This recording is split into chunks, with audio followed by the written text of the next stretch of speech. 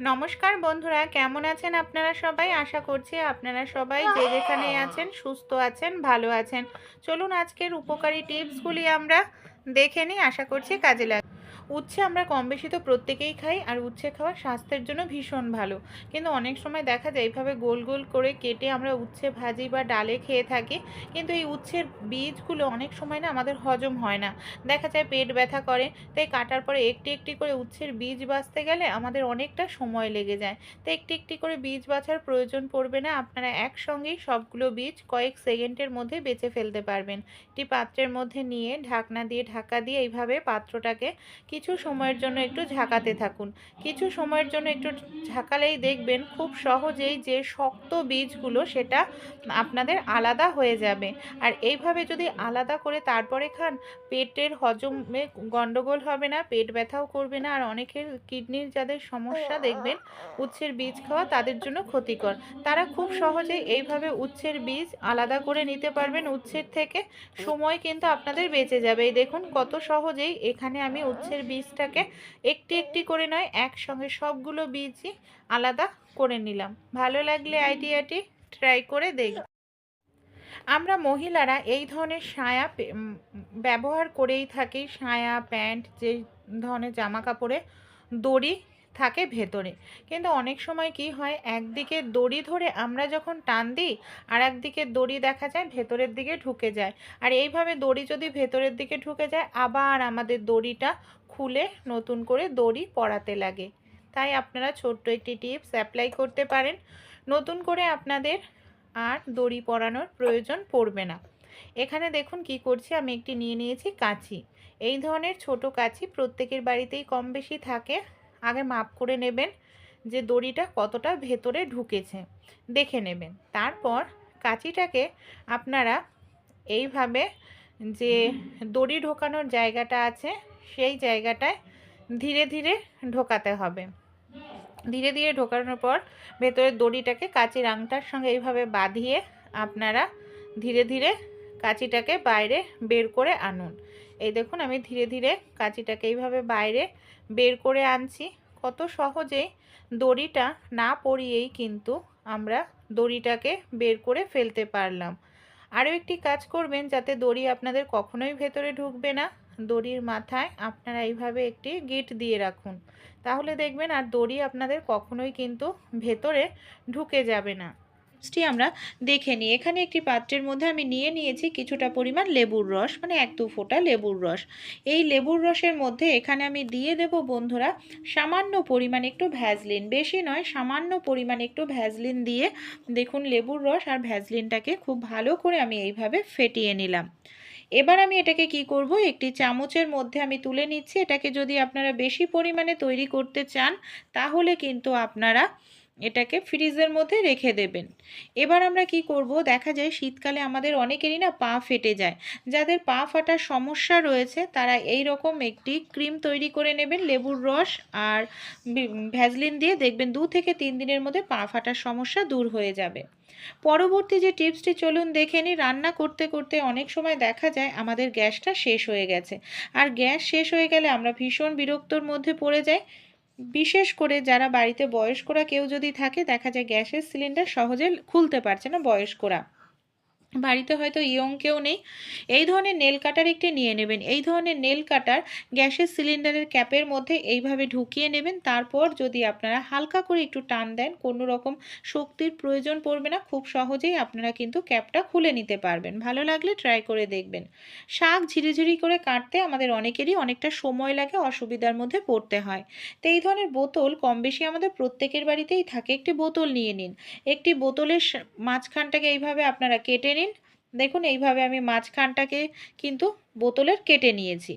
এবার আমরা কি করব, আমাদের যে শাকটা রয়েছে সেই শাকটাকে আমি এইভাবে বোতলের মধ্যে বোতলের মাঝখানে ঢুকিয়ে দেব। দেখুন এইভাবে এবার যদি আমরা শাকটাকে কাটি তাহলে কিন্তু আমাদের আর কোনো রকম হাত দিয়ে মানে হাতের মুঠো করে শাকটা ধরার প্রয়োজন পড়বে না। এমনকি খুব সহজেই কিন্তু আমরা শাকটাকে কেটে নিতে পারবো। এইভাবে কিন্তু আপনারা অল্প সময়ের মধ্যে অনেকটা পরিমাণ শাক কেটে নিতে পারবেন। আর এইভাবে শাক কাটলে আশা করছি বন্ধুরা আপনাদের কোনো রকম অসুবিধা হবে না, অনেকটা সময়ও কিন্তু বেঁচে যাবে। আর আপনাদের হাতও কাটবে না। আরও একটি পদ্ধতি আছে, সেটাও অ্যাপ্লাই করতে পারেন। দেখুন বোতলের এইভাবে আপনারা গোল রাউন্ড করে কেটে নিন। রাউন্ড করে কেটে নেওয়ার পর আপনারা যদি দেখুন শাক কাটেন, বোতলের অংশটাকে ধরবেন, তাহলেও কিন্তু আপনাদের শাকটা মুঠো করে ধরতে হবে না। এমনকি খুব সহজেই আপনারা শাকটাকে কেটে নিতে পারবেন। ছোট্ট টিপসটি অ্যাপ্লাই করে দেখবেন, বিশেষ করে যারা নতুন গৃহিণী, আশা করছি টিপসটি একটু হলেও আপনাদের উপকারে আসবে। চলুন পরের টিপসটি আমরা দেখে নিই। এই ধরনের যে পেয়ারাগুলো থাকে, অনেক সময় পাকা পেয়ারা আমরা খাই না, বাচ্চারা খেতে চায় না, তা পাকা পেয়ারাগুলো আমরা অনেক সময় ফেলে দিই। তা ফেলে না দিয়ে একটি কাঁটা চামচ ঢুকিয়ে আপনারা ভালো করে এটাকে পুড়িয়ে নিন। এটা কিন্তু ঔষধি হিসাবে আমরা কাজে লাগাতে পারি। ভালো করে যখন 4 সাইড মানে পোড়ানো হয়ে যাবে পুরো, তারপর এটাকে আমরা কি কাজে ব্যবহার করতে পারবো অবশ্যই আমি আপনাদের সঙ্গে শেয়ার করব। দেখুন আমি খুব ভালো করে এটাকে পুড়িয়ে নিলাম। ওপরের যে কালো অংশটা রয়েছে এটাকে কিন্তু ফেলে দিতে হবে, এটাকে আমরা ইউজ করব না। এটাকে এইভাবে ছুরির সাহায্যে আমি পরিষ্কার করে নিচ্ছি। অনেক সময় এই যে শীতকালে দেখা যায় বাচ্চাদের বড়দের কাশি হয়, কাশির সমস্যা হয়, কাশির সিরাপ খাওয়ালেও কমতে চায় না। তা আপনারা এই ঘরোয়া টোটকাটি অ্যাপ্লাই করুন। পেয়ারাটাকে এইভাবে হালকা পুড়িয়ে নিয়ে তারপর যদি বাচ্চাদেরকে দেন, দেখবেন যাদের গলা খুসখুস করে, কাশি হতে থাকে, কমতে চায় না, তাদের কাশির সমস্যা চলে যাবে। অবশ্যই আমাদের বাড়িতে যে এই ধরনের জামা কাপড়গুলো থাকে, সোয়েটার, চাদর, এমনকি অনেক সময় দেখা যায় শীতকালীন যে আমরা সোয়েটারগুলো ব্যবহার করি, গেঞ্জি ব্যবহার করি, এই ধরনের বুটি বুটি উঠতে থাকে। সমস্যাটা কি হয়, দেখে অনেক দিনের পুরনো মনে হয় খুব অল্প দিনের মধ্যেই। তা আমরা এই ধরনের জামা কাপড়গুলো, এই যে বুটি বুটি মতো গুটি উঠতে থাকে, এটাকে কিভাবে আমরা পরিষ্কার করে নিতে পারি যাতে জামাটাও আমাদের অনেক দিনের পুরনো মনে না হয়। এর জন্য একটি ছোট্ট টিপস আমাদের অ্যাপ্লাই করতে হবে যাতে খুব সহজেই আমরা এই জামা কাপড়ের গুটিটাকে তুলে ফেলতে পারি। এইখানে আমি নিয়ে নিয়েছি একটি রেজার। আমাদের বাড়িতে যে এই ধরনের রেজারটা থাকে না, দাড়ি কাটার যে রেজার, সেই রেজারই আপনারা ব্যবহার করবেন। ধীরে ধীরে, জোরে কিন্তু নয়, ধীরে ধীরে এইভাবে উল্টো দিক করে, যেদিকে গুটি রয়েছে দিক করে দেখুন এইভাবে দাড়ি কাটার মতো আমি কেটে নিচ্ছি। কত সহজেই দেখুন এই গুটিগুলো উঠে পরিষ্কার হয়ে যাচ্ছে। এইভাবে কিন্তু আপনাদের বাড়িতে যে সোয়েটার, চাদর, গেঞ্জি আছে যার মধ্যে খুব গুটি উঠে গেছে, দেখতে ভীষণ বাজে লাগে, সেগুলোকে আপনারা পরিষ্কার করে নিতে পারবেন, যেগুলো অনেক দিনের পুরনো মনে হয়। আর এইভাবে আমরা যদি পরিষ্কার করি, এই দেখুন আমি নিচের দিকটা পরিষ্কার করেছি, ওপরের দিকটা এইভাবে টেনে টেনে আমি নিয়ে যাচ্ছি। তারপর আমি আপনাদের খুলে দেখাবো যে গুটিগুলো আমরা পরিষ্কার করলাম সেটা কত সুন্দর পরিষ্কার হলো। নিচের দিকটা আপনারা দেখেই আশা করছি বুঝতে পারছেন। এইভাবে পরিষ্কার করলে খুব দ্রুত তাড়াতাড়ি যে কোনো সোয়েটার, চাদর পরিষ্কার করা যায়। দেখুন রেজারটা আমি খুলে নিচ্ছি, রেজারের ভেতরে দেখুন জমা হয়েছে, দেখতে পাচ্ছেন কত গুটি। সামান্য অল্প জায়গাতেই দেখুন এতগুলো উঠে গেছে, তাহলে সোয়েটারটা কতটা বাজে লাগতো দেখতে। এইভাবে আপনারা পরিষ্কার করলে আপনাদের সোয়েটার একেবারে নতুনের মতো থাকবে। ভালো লাগলে ট্রাই করবেন। ধনেপাতা আমরা কম বেশি প্রত্যেকেই তরকারিতে নানা রকম রেসিপিতে ব্যবহার করে থাকি, কিন্তু অনেক সময় কি হয়, এই যে ধনেপাতাটা আমরা এটাকে রেখে দিই না ফ্রিজের মধ্যে, তারপরেও পাতা হলুদ হয়ে যায়, পচে যায়। তাই কোনো রকম ফ্রিজ ছাড়াই আপনারা ধনেপাতা কিভাবে টাটকা ফ্রেশ রাখতে পারবেন, নষ্ট হবে না ধনেপাতা। আমাদের বাড়িতে যে এই ধরনের কৌটো থাকে, হয়তো ঢাকনাটা হারিয়ে গেছে, এরকমই একটি কৌটো আমি দেখুন নিয়ে নিয়েছি। কি করব, এই কৌটোর মধ্যে এবার আমি নিয়ে নেব বেশ কিছুটা পরিমাণ জল। জলের পরিমাণটা কিন্তু কম রাখতে হবে, বেশি জল নেওয়া যাবে না। আর ধনেপাতার শেকড়টাকে কেটে ফেলে দেওয়া যাবে না। ধনেপাতার যে শেকড়ের অংশটা সেটাই শুধু আমাদের জলে রাখতে হবে। ধনেপাতাকে কিন্তু জলে রাখা যাবে না, তাহলে ধনেপাতা পচে যাবে। এইভাবে ফ্রিজ ছাড়াও আপনারা ধনেপাতা অনেক দিন পর্যন্ত টাটকা ফ্রেশ কিন্তু রাখতে পারবেন। আমাদের বাড়িতে এই ধরনের অনেক কৌটো কিন্তু আমরা ব্যবহার করেই থাকি। অনেক সময় দেখা যায় ঢাকনাটা হয়তো নষ্ট হয়ে গেছে, কৌটোটাকেই ফেলে দিই। তো এই ধরনের কৌটো ভুল করেও ফেলবেন না। আমরা কি কাজে কৌটোটাকে ব্যবহার করতে পারি চলুন দেখে নিই। অনেক সময় বেসিনের সিঙ্কে এইভাবে জল জমে যায়, বিশেষ করে সিঙ্কে তো হয় বাসন মাজা হয়, থালা বাসন মাজা হয়, সবজি ধোয়া হয় না। তাই মেকানিক না ডেকে আপনারা একটি এই ধরনের কৌটো বোতল দিয়ে যেখানে মুখটা রয়েছে মানে পাইপের মুখটা এইভাবে ট্যাপ ট্যাপ করতে থাকবেন। এতে কি হবে, হাওয়াটা পাস হবে, পাইপের মধ্যে জমে থাকা নোংরা হাওয়ার প্রেসারে খুব সহজেই বের হয়ে যাবে। দেখুন, লেবু আমরা কম বেশি প্রত্যেকেই কিন্তু খাই, কিন্তু বাচ্চারা দেখা যায় লেবু কেটে দিলে খেতে চায় না, বা ছোট বাচ্চারা খেতে পারে না। তাদেরকে আমরা কি দিয়ে থাকি, জুস দিয়ে থাকি। আমাদের অনেকের বাড়িতেই জুসার থাকে না, তাই কোনো রকম যদি জুসার নাও থাকে খুব সহজেই আমরা লেবুর রস করে নিতে পারি।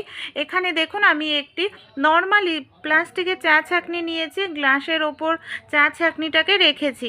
তারপর চা ছাঁকনিটাকে রেখে লেবুটাকে এইভাবে আমাদের অর্ধেক করে নিয়ে এইভাবে ছাঁকনির ওপরে রেখে আমরা যদি একটুখানি গোল ঘোরাতে থাকি তাহলেই কিন্তু কোনো রকম জুসার মিক্সার ছাড়াই আমরা লেবুর রসটাকে বের করে নিতে পারবো। এই দেখুন কত সহজেই এখানে আমি লেবুর রসটাকে বের করে নিচ্ছি। তাই যাদের বাড়িতে ছোট বাচ্চা আছে, মিক্সার বা জুসার নেই, তারা এইভাবে খুব সহজেই কিন্তু লেবুর রস বের করে নিতে পারবেন আর বাচ্চাদেরকেও খাওয়াতে পারবেন। ভালো লাগলে টিপসটি অবশ্যই আপনারাও ট্রাই করে দেখবেন। বাজার থেকে অনেক সময় আমরা অনেকটা পরিমাণ কুমড়ো কিনে নিয়ে আসি। দেখা যায় কুমড়োটা যে কিনে আনি কিছুটা হয়তো রান্না করে খাই, বাকিটা আমরা ফ্রিজের মধ্যে রেখে দিই। ফ্রিজের মধ্যে রেখে দিলে যে কাঁটা জায়গাগুলো না, সেই জায়গাগুলো দেখা যায় কালো হয়ে যায়, শুকিয়ে যায়। যখন আমরা আবার দ্বিতীয়বার এটাকে রান্না করতে যাই বেশ কিছুটা অংশ আমাদের কিন্তু কেটে বাদ দিয়ে দিতে লাগে। তাই এই ছোট্ট টিপসটি অ্যাপ্লাই করবেন, কাটা অংশ আর কখনোই কালোও হবে না, শুকাবেও না। অনেক দিন পর্যন্ত ফ্রিজের মধ্যে রেখে আপনার খেতে পারবেন, কাটার সময় ফেলে দিতে লাগবে না কেটে। এখানে আমি নিয়ে নিয়েছি সামান্য পরিমাণ সরিষার তেল। কাটা জায়গায় আমরা যদি এইভাবে একটু সরিষার তেল লাগিয়ে নিই, সরিষার তেলের একটি লেয়ার কুমড়োর ওপরে কিন্তু চলে আসবে, যার কারণে কুমড়োর কাটা অংশটা শুকাবে না, এমনকি অনেক দিন পর্যন্ত কুমড়োর কাটা অংশটাও ভালো থাকবে, কুমড়োটাও কিন্তু ভালো থাকবে। এই ধরনের নেল পালিশ আমরা মহিলারা কম বেশি প্রত্যেকেই কিন্তু নখে লাগিয়ে থাকি। কিন্তু নেল পালিশ যখন শেষ হয়ে যায় তখন আমরা কি করি, নেল পালিশের যে শিশিটা আছে সেটাকে ডাস্টবিনে ফেলে দিই, কোনো কাজেই লাগাই না। নেল পালিশ শেষ হয়ে যাওয়ার পর নেল পালিশের শিশিটা না ভুলেও ফেলবেন না। এই ধরনের শিশিগুলো কাচের হয়, এমনকি ভারী হয়। এটাকে কি কাজে আমরা ব্যবহার করতে পারি চলুন দেখে নিই। মশা মারার এই ধরনের যে ধূপকাঠিগুলো হয় এর সঙ্গে কিন্তু কোনো রকম স্ট্যান্ড আমাদের দেয় না, আর আমরা ধূপকাঠিগুলো এখানে সেখানে জ্বালাই, আগুন ধরে যাওয়ারও একটা ভয় থাকে, আর দেখা যায় কিছুটা জ্বলে হয়তো নিভে যায়, তাই সমস্যার মধ্যে পড়তে হয় আমাদের। তাই কোনো রকম স্ট্যান্ডের আপনাদের প্রয়োজন পড়বে না। এই যে নেল পালিশের শিশিটা যেটা খালি হয়ে গেছে সেটাকেই আমরা স্ট্যান্ড হিসাবে ইউজ করতে পারি। এটা ভারী হবে, এটা সহজে কিন্তু পড়েও যাবে না। সেই সঙ্গে এই যে আমরা যদি এর মধ্যে এই ধূপকাঠিটা জ্বালাই পুরোটাই জ্বলবে ধূপকাঠি, এমনকি আগুন ধরারও কোনো রকম সম্ভাবনা থাকবে না। দেখুন কত সুন্দর জ্বলছে, পুরোটাই কিন্তু জ্বলবে। ভালো লাগলে টিপস ট্রাই করবেন। কোনো রকম ব্যালন চাকি ছাড়াই আপনারা এখন খুব সহজেই সেকেন্ডের মধ্যেই অনেকটা পরিমাণ লুচি বেলে নিতে পারবেন। কিভাবে চলুন তাহলে দেখে নিই বন্ধুরা। আমাদের বাড়িতে এই ধরনের যে আমরা কন্টেনারগুলো পাই, কন্টেনারগুলো ঢাকনা সাহায্যে আমরা লুচি বেলে নিতে পারি। এখানে দেখুন আমি একটি প্লেট উল্টো করে নিয়েছি, তারপর একটি কন্টেনার ওপর থেকে নিয়ে এইভাবে হাতের সাহায্যে হালকা করে চাপ দেব। কোনো রকম এখানে আমাদের বেলার প্রয়োজন পড়বে না, এইভাবে হালকা করে একটু চাপ দিলেই দেখুন পারফেক্ট গোল লুচি আমরা বেলে নিতে পারবো, তাও আবার বেলন চাকি ছাড়াই। দেখতে পাচ্ছেন দেখুন কতটা সুন্দর এখানে আমি লুচিটা বেলে নিলাম, বেলন চাকি ছাড়াই পারফেক্ট গোল লুচি আমাদের তৈরি হয়ে যাবে। আরও একটি আমি আপনাদের বেলন চাকি ছাড়াই বেলে দেখাচ্ছি, কিচ্ছু না, এইভাবে হাত দিয়ে হালকা একটু চাপ দিয়ে নেবেন, তারপর কন্টেনারের ঢাকনাটা দিয়ে এইভাবে আপনারা চাপ দিলেই হাতের সাহায্যেই দেখবেন সেকেন্ডের মধ্যে আপনাদের লুচি বেলা হয়ে যাবে। আপনারা যদি চান আরও পাতলা করতে তাহলে আরও একটু হালকা করে চাপ দেবেন, দেখবেন আপনাদের লুচি আর একটু পাতলা হবে, এমনকি যত বড় করতে চান তত বড়ও হয়ে যাবে। খুব সহজেই খুব দ্রুত বেলন চাকি ছাড়া এইভাবে আপনারা লুচি করে নিতে পারবেন। করছি সুচ নিয়ে, অনেক সময় দেখা যায় আমরা সুচ দিয়ে সেলাই করি, তারপর দেখা যায় সুচটা কোথায় রাখি আর খুঁজে পাই না, অনেক সময় হারিয়েও যায়। তাই আমরা যে আইসক্রিম খাই, আইসক্রিমের যে বাটিগুলো থাকে তার মধ্যে দেখুন ঢাকনা সমেত নেবেন অবশ্যই। আইসক্রিমের বাটির মধ্যে পন্স রেখে সুচগুলোকে রেখে দিলে তাহলে এই সুচগুলো কোনোভাবেই আমাদের আর হারিয়ে যাওয়ার সম্ভাবনা থাকবে না, নির্দিষ্ট জায়গায় থাকবে। এই ধরনের যে রেজারগুলো হয়, আমরা অনেক সময় দাড়ি কাটি, তারপর রেজারগুলো ধার কমে গেলে রেজারের ব্লেডটাকে ইউজ করি না, ফেলে দিই। তাই এই ধরনের রেজারগুলোকে না আমরা ইউজ করতে পারি কিভাবে। এখানে দেখুন আমি নিয়ে নিয়েছি বন্ধুরা যে সেলুটেপ। অনেক সময় সেলুটেপ কাটার পর মাথাটা খুঁজে পাওয়া যায় না নর্মালভাবে রেখে দিলে। তা সেলুটেপের মাথায় যদি আমরা এইভাবে রেখে দিই, মানে ধার শেষ হয়ে যাওয়া রেজারগুলো সেলুটেপের মাথাও সহজে খুঁজে পাওয়া যাবে। সেলুটেপ কাটার জন্য কাঁচির প্রয়োজন পড়বে না। ফোনে আমরা মুভি দেখি, কার্টুন দেখি, নানা রকম কাজবাজ করি, অনেকের ফোনের স্ট্যান্ড কিন্তু থাকে না। ফোনের স্ট্যান্ড যদি নাও থাকে তাও চিন্তা করতে হবে না, আমাদের প্রত্যেকের বাড়িতেই এই ধরনের কিন্তু ক্লিপ থাকে, জামা কাপড়ের ক্লিপ। আপনারা এইভাবে ফোনের নিচে দুটো দিয়ে দিন, খুব সহজেই ফোনের স্ট্যান্ড হিসাবে আপনারা এটাকে ইউজ করতে পারবেন। দেখুন ফোনটা পড়েও যাবে না, কাজবাজও হয়ে যাবে। আমরা যখন কোনো বই পড়ি পাখার তলায় বসে, অনেক সময় দেখা যায় বইয়ের পৃষ্ঠাটা পাখার হাওয়ার কারণে এইভাবে নড়তে থাকে, এইভাবে নড়াচড়া করে পৃষ্ঠাটা ওলটপালট হয়ে যায়, বাচ্চারা পড়ায় কিন্তু অমনোযোগী হয়ে পড়ে। তাই যখনই আপনারা পড়তে বসবেন বন্ধুরা, এই ধরনের মানে ক্লিপ নিয়ে নেবেন, ক্লিপের সাহায্যে বইয়ের যে পৃষ্ঠাটা পড়ছেন সেই পৃষ্ঠায় লাগিয়ে নেবেন, তাহলে দেখবেন আপনাদের বইয়ের পৃষ্ঠাটা ওলটপালট হবে না, এমনকি বইটা বন্ধ করে রাখলেও পৃষ্ঠাটা খুঁজে পাবেন সহজে। আমাদের বাড়িতে যে ফুল ঝাড়ুগুলো থাকে, অনেক সময় ফুল ঝাড়ু যখন ছোট হয়ে যায় আমরা ব্যবহার করি না, ফেলে দিই। এরকমই একটি ফুল ঝাড়ু নিয়ে নিয়েছে আর একটি ছেঁড়া এখানে বালিশের কভার নিয়ে নিয়েছে। একটি গার্ডারের সাহায্যে খুব ভালো করে ফুল ঝাড়ুটাকে এইভাবে দেখুন আমি গার্ডারের সাহায্যে আটকে নিচ্ছি। এবার এটাকে আমরা কি কাজে ব্যবহার করতে পারবো চলুন দেখে নিই। আমাদের বাড়িতে যেসব জায়গায় ঝুল পড়ে, এই দেখুন আমাদের ঝুল ঝাড়ুর প্রয়োজন পড়ে। তা অনেক সময় ঝুল ঝাড়ু থাকে না, ঝুল ঝাড়ু নষ্ট হয়ে যায়, সেক্ষেত্রে ঝুল ঝাড়ু যদি নাও থাকে, এই ধরনের কোনো আপনারা যে ঝাড়ু, ফুল ঝাড়ু ছোট হয়ে গেছে, নষ্ট হয়ে গেছে, ইউজ করে না, তার মধ্যে পুরনো একটি বালিশের কভার ভরে খুব সহজেই ঝুল ঝাড়ুর কাজে ইউজ করতে পারবেন। এমনকি আপনাদের ঝুল ঝাড়ু যদি নাও থাকে তাও কোনো রকম অসুবিধার মধ্যে পড়তে হবে না, আপনাদের ঘরে কোথাও ঝুল থাকবে না, আর এটার মাধ্যমে ঝুল ঝাড়তেও কিন্তু সুবিধা হবে। তাছাড়াও আরও একটি কাজে ব্যবহার করতে পারেন। আমি এখানে ফুল ঝাড়ুটাকে আর বালিশের কভারটাকে ভালো করে ভিজিয়ে নিলাম।